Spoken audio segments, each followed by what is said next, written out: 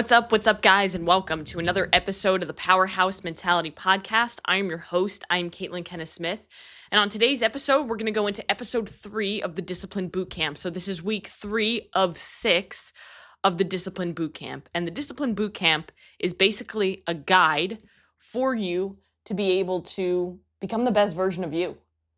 The mission of the Powerhouse Mentality is to help you stop tolerating your own excuses so you can finally win in life.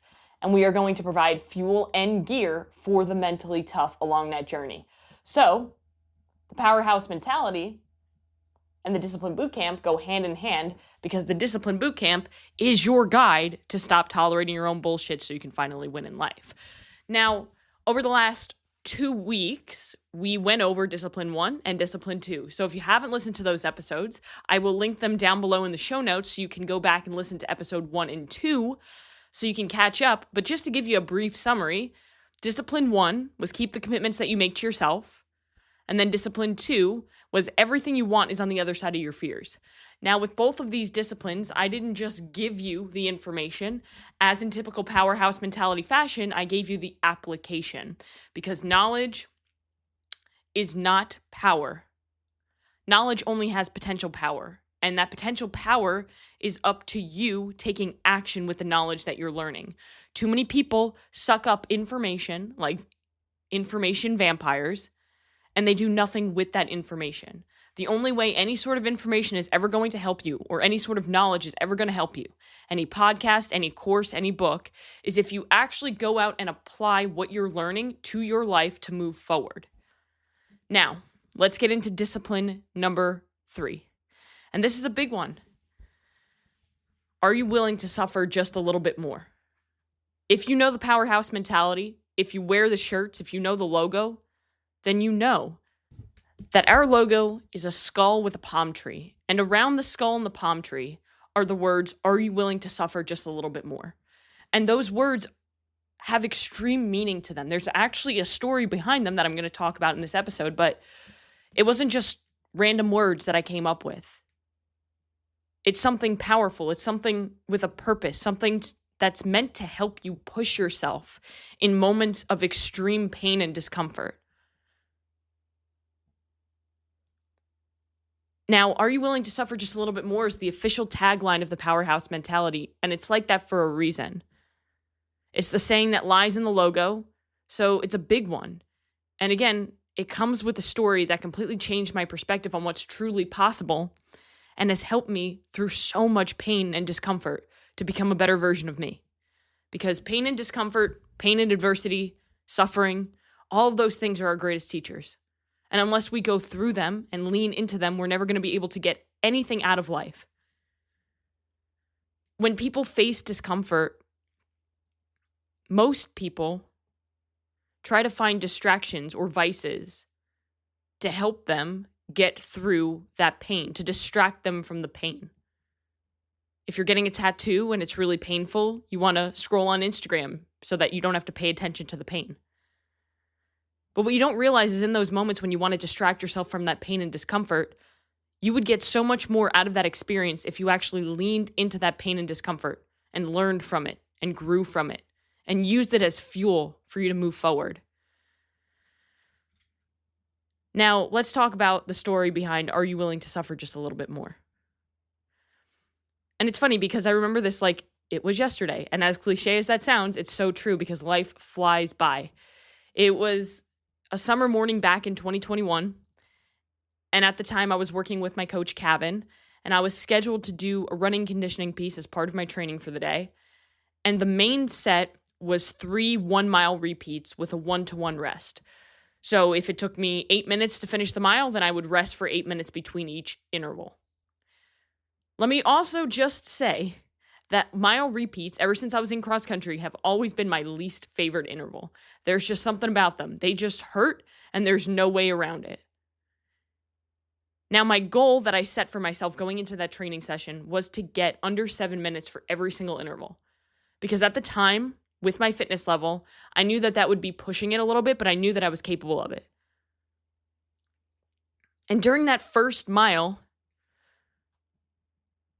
the reality of how much this would hurt kind of started to set in, and I allowed that mindset to get to me. My watch vibrated to signal that I hit the mile, and when I looked down, my heart sank because I saw 7:01. I was 2 seconds too slow from hitting my goal. And the only thing that I could think about in that moment, and during that entire break, was how small 2 seconds really is. 2 seconds is nothing. The difference between 7:01 and my goal of sub 7 was literally a blink. Was literally the moment during that first mile when I said to myself, oh, this is getting hard. Let me ease off the gas a little bit just to get a little bit more comfortable. Instead of pushing and leaning into that discomfort, I let the pain get to me. So I said to myself, between set 1 and 2, I talk to myself when I work out, so I actually said this out loud. If I was just willing to suffer a little bit more, I would have had that. And I didn't want to feel that disappointment again. Because it wasn't just training. It was other areas of life where you could say this to yourself. Like, how many times have you let off the gas because something became a little bit too uncomfortable? Or something was a little bit too painful, so you eased up a little bit? Whether it be something in training, or whether it be an uncomfortable conversation you're having with somebody, or whether it be something at work, or whether you're trying to build a business and you're up all hours of the night trying to do this, and it's really uncomfortable, so you ease up. The only difference between those who are average and those who are great are that those who are great do it regardless of how they feel. When the pain and discomfort gets really high, they lean into it. And it's not because it's easy for them. It's because they know that's what it takes. And most people, unfortunately, are unwilling to go through the amount of pain and discomfort that is needed to get to where they want to go in life. So they inevitably settle, and they never get to where they want to go because they think it's too tough, when in all reality, they're not working hard enough. So during set 2, I refused to miss. I refused to feel that disappointment in myself again. And the difference between set 1 and set 2 during this mile interval was that when it hurt, when I wanted to stop, when I wanted to slow down, instead of listening to my thoughts, I thought to myself, are you willing to suffer just a little bit more? Second interval, 6:52. And the set 3, I made that same commitment and I got 6:46. I had more in me than I thought. And now to this day, I use that tagline. I use that every single day, multiple times a day, in my training, in work, in coaching, in every area of my life. Are you willing to suffer just a little bit more? It pushes me through any type of discomfort, inside and outside of the gym. Those 10 words help me go to a dark place and lean into the discomfort when the pain is too high and when I think I can't handle more. And I've learned that no matter how hard you think you're working, there's always another level that you can tap into. And for me, are you willing to suffer just a little bit more allows me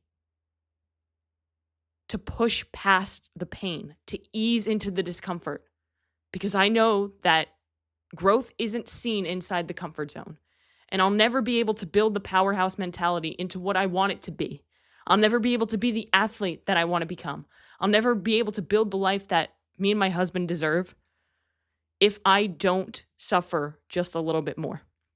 And the same goes for you. I know every single person who's listening to this podcast has a dream, has a goal, has something that they're chasing. A fitness goal, a career goal, something. And the only thing standing between you and the life that you want to live is the reality that you are not willing to suffer just a little bit more in those moments when it matters most, but you don't think it matters. Those little things add up. And how you do one thing is how you do everything. So are you willing to suffer just a little bit more isn't just 10 words that are on a logo that sounded cool. It's a way of life. It's a mindset. It's a commitment to yourself to be willing to do what others won't. So I hope that this episode of the podcast was helpful for you, and I hope that you can take something away from it, and I hope you can start to apply the "are you willing to suffer just a little bit more" mindset, because that's the application for today. There's no fancy application. One of our biggest core values of our 3 is to seek intentional discomfort. And that's exactly what you need to do with this mindset. Average people give up when things get uncomfortable. When things become painful, they take their foot off the gas. But those who achieve greatness feel that pain and they lean into it. They intentionally seek discomfort because they know suffering and adversity is our greatest teacher. And you can seek intentional discomfort in so many different ways. But you want to make sure that what you're doing aligns with your goals to give it even more value to your life. For example, every single day I get extremely uncomfortable with my training, and that training brings me closer to my goal of becoming a professional athlete. Any form of working out is a great way to seek discomfort. But it can't always be that, since, you can't bury your body every single day. Recovery is a factor. So other things that you could do to seek intentional discomfort could be taking a cold shower, doing a cold plunge, having a conversation with a random stranger, or doing something that you've always wanted to do but never had the courage to do. The limits are truly endless. Just make sure that you're seeking intentional discomfort in some form every single day and be willing to suffer just a little bit more. Now go out today and do one thing that's going to take you one step closer to where you want to be.